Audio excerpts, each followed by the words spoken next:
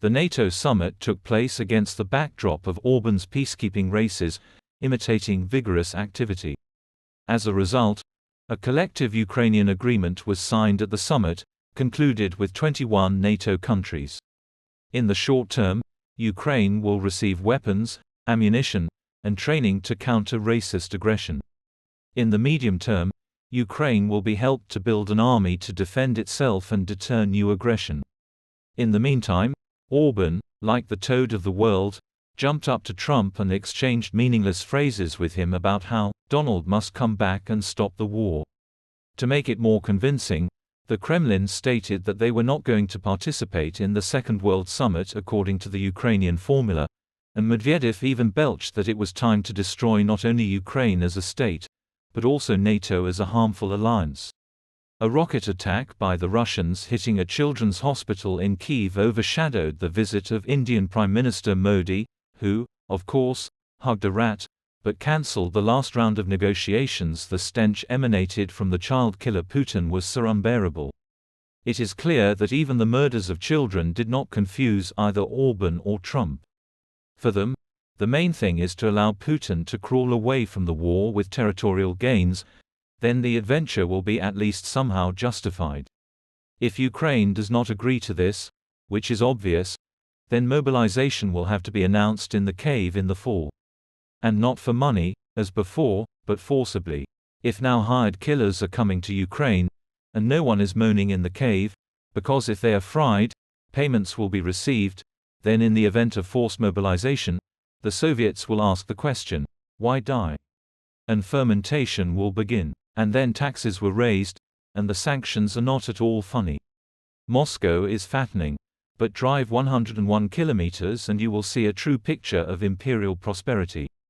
But most of all, the Kremlin was incensed by US plans to deploy new strike weapons in Germany. After which it became known that Germany, France, Italy and Poland had agreed to create a new cruise missile with a range of over 500 kilometers. The collective Gurulevs voiced plans for the capture of Berlin and Paris for so long that they heard them there and decided to prepare. Poland is strengthening its borders with Belarus, increasing the number of soldiers from 6,000 to 17,000, and Belarus has been holding demonstrative joint exercises with China on its western borders since July 8. The vegetable warehouse exercises are symbolic and seem to challenge Western forces, hinting that Lukashenko is capable of establishing China's military presence and influence in the center of Europe and on the borders of NATO. At this time, Beijing is demonstrating the scale of the military ties it is establishing around the world. The Chinese did not like that at the same NATO summit. They were condemned for helping the Kremlin maniacs, and now they are sending signals about the ability of their army to manifest themselves in regions critical to the collective West. Such insolence will not go unanswered, but it only plays into the hands of Putin and Lukashenko.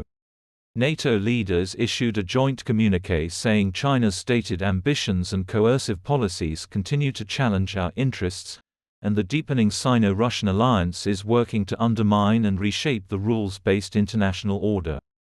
Chinese Foreign Ministry spokesman Lin Jian denounced NATO as an anachronism imbued with a Cold War mentality. In addition, right during the NATO summit, Erdogan screamed, "Who considers Biden and the United States complicit in Israel's alleged war crimes?" Lavrov's deputy, Ryabakov, growled that the deployment of long-range weapons in Germany is a link in the chain of escalation of NATO and the United States against Russia, while at the same time trying to understand, are there any means to engage in a full-fledged arms race? Will the belly button of the monstrous common fund be untied? And while the elderly Biden is fighting off Democrats insisting on his withdrawal from the presidential race, the rat is waiting for Trump, like an elderly pervert waiting for an experienced courtesan. But this red-haired beast is so unpredictable that no one understands what position she will take herself and put others in. Zelensky states in confusion, "The Americans are waiting for November. In Europe, in the Middle East, in the Pacific region, the whole world is waiting for November, and, to tell the truth, Putin is also waiting for November. In general, to paraphrase Choi, November, we are waiting for November."